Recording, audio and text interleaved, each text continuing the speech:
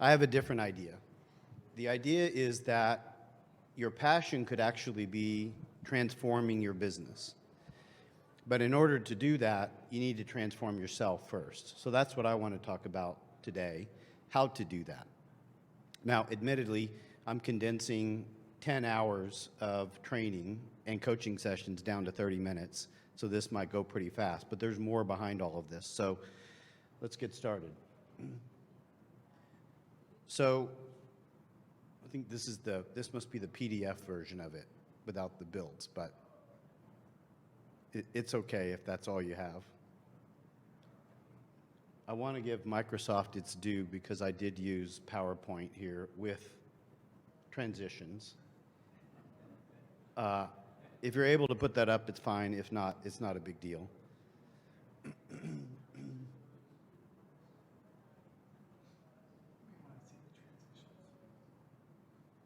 I tried to get fancy.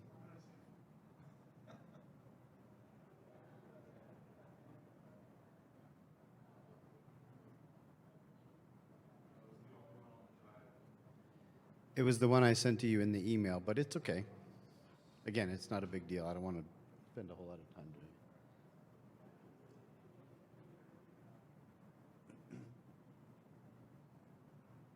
Is that it? No, it's not?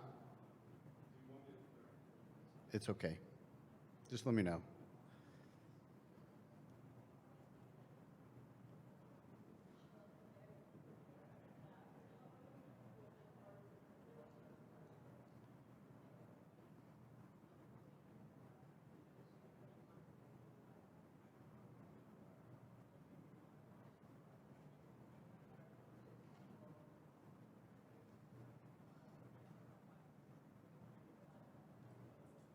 Is that it?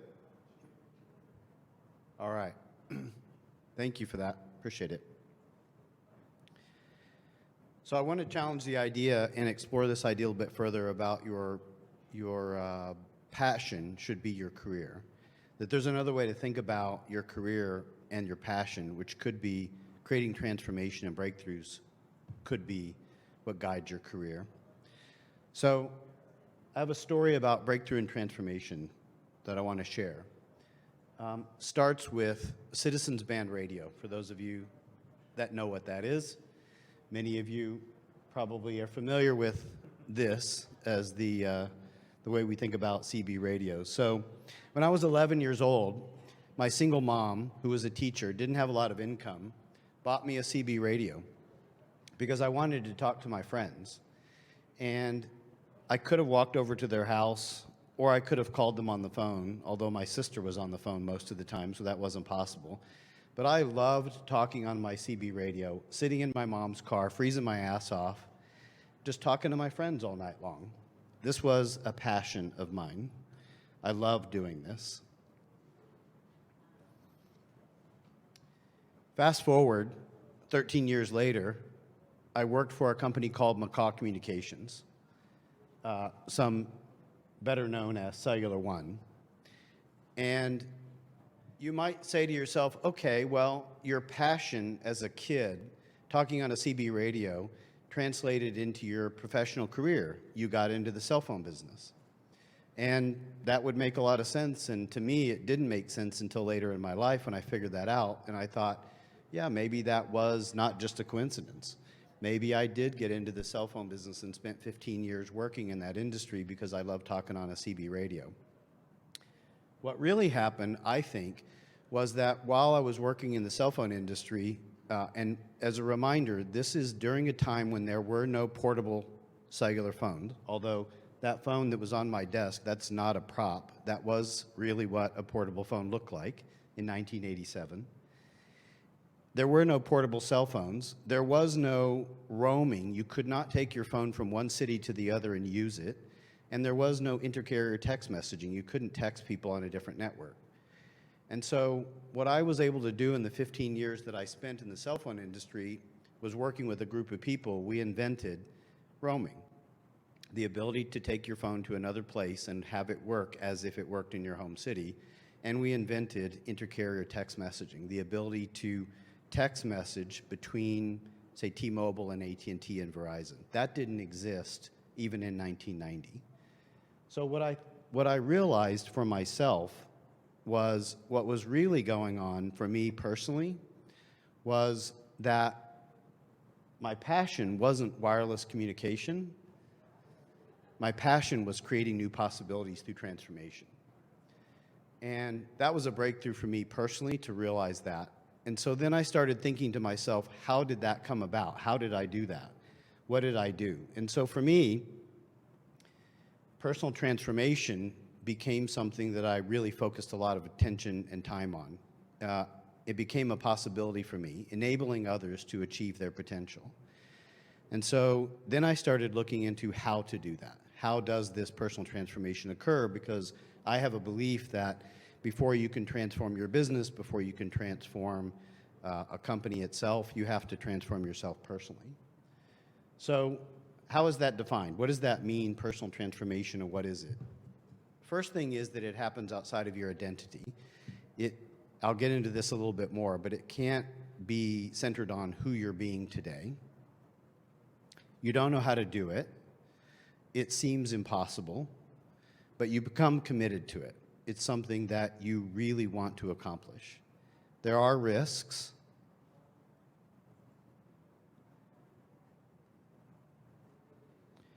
But once you accomplish it, it alters what's possible for the future. It becomes a platform for the future for growth. So as a result of it becoming a platform for future breakthroughs, it will have high impact. It's done with others. You need to enroll others for it to occur. And it has to have a scope. It can't just be some random idea. You have to have a beginning and an end. So what's this all about? First of all, transformation, personal transformation, is about how you're being. And so what I mean by that is that change is about doing and transformation is about being. And breakthroughs occur in this process of being. So what does that mean when I say being? I'm not talking about epistemology, which is philosophy. I'm not talking about psychology, a feeling and thought. I'm talking about ontology. I'm talking about, how you're being. And so when I say how you're being, it might be something like, well, how are you feeling right now? You say, well, I feel full.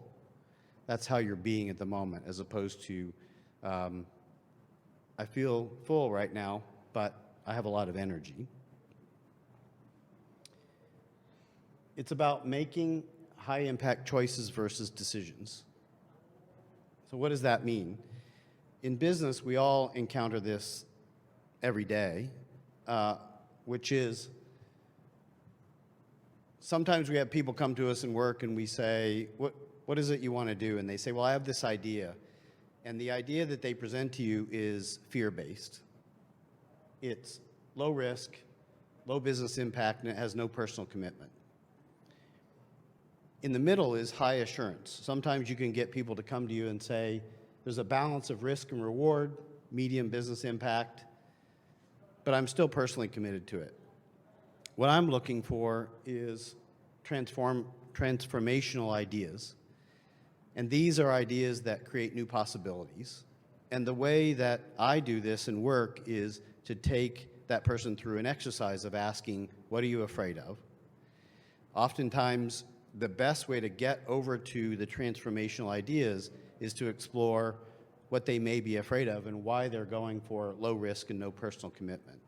And oftentimes it involves their career, something about them personally. But if I can get that person to move that thinking over to the transformational side of things, that high business impact, being personally committed to it, and altering what's possible for the future, then I feel like I can at least get them to the point of exploring what that transformational idea is. We may ultimately pull ourselves back into high assurance, but if we don't start at the transformational way of thinking, then we're never going to get to the best idea for the business.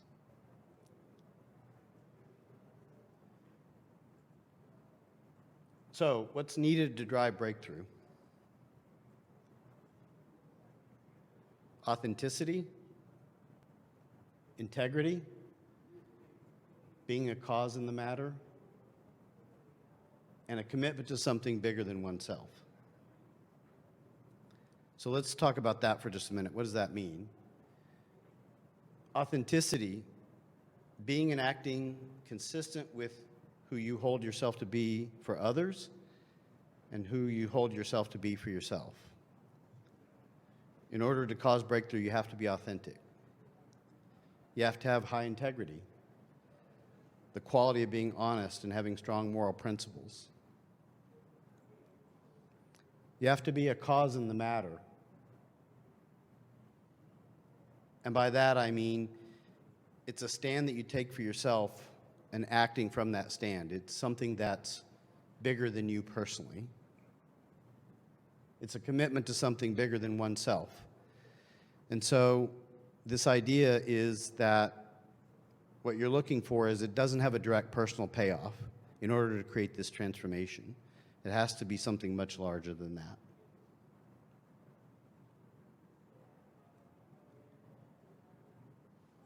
It's also a conversation for action and creating new possibilities. So by that, what I mean is that, are you living in the past, the present, or the future? If you're living in the past, you're looking at things that are predictable. You're minimizing risk. Whatever that idea is that you're coming up with is just ordinary. If you're living in the present, you're talking about things that are goals or predictions, forecasts. But if you're living in the future and creating transformation through that way of thinking, you're looking at new possibilities, empowering, empty and meaningless, extraordinary.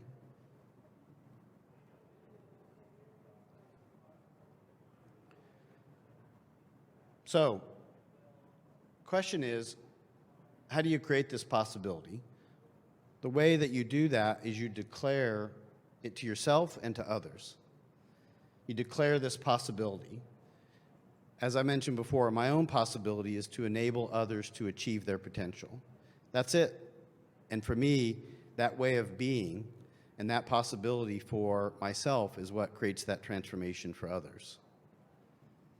And so, in order to create that possibility, you have to remove the interpretations that you've created about yourself and about others, and remember that there's not a particular way that things should be or a way that things should not be. They just are.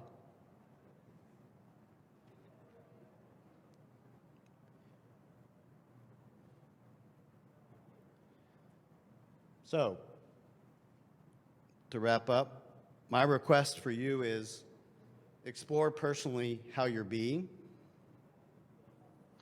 Determine if you're living in the past, present, or the future. Create a clearing and invent a new future for yourself. Discover the possibility you want to create and declare it. Make choices versus decisions. And then make a bold request every day. So what do I mean by make a bold request every day? You might say to somebody on your team or the people that you work for, I want you to, my request is that you do this today by 2 o'clock. And maybe that other person views that as extremely bold and not possible.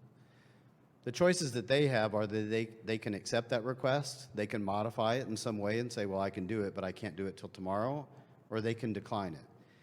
But if you start making these bold requests, then you start moving yourself and the organization forward in these breakthroughs and through this transformation.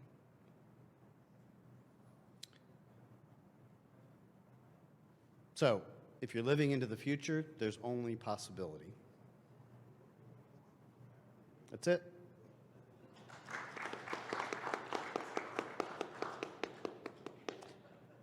I left plenty of time for the person that just left the room who's going to speak. I know. No worries. Yeah, thanks again, Kevin. That was great. Does anyone have any questions? Chat with us?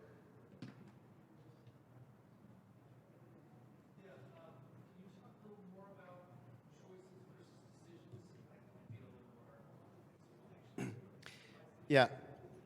The question is, what's the difference, I think, is the difference between a choice and a decision?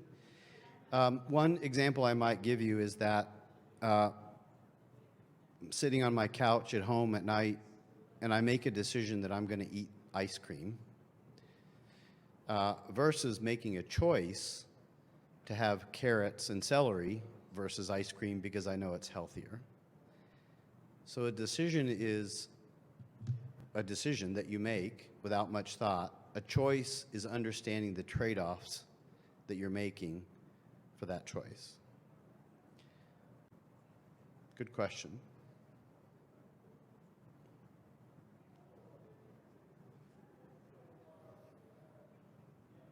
No more questions? We got a little bit more time before he comes back in.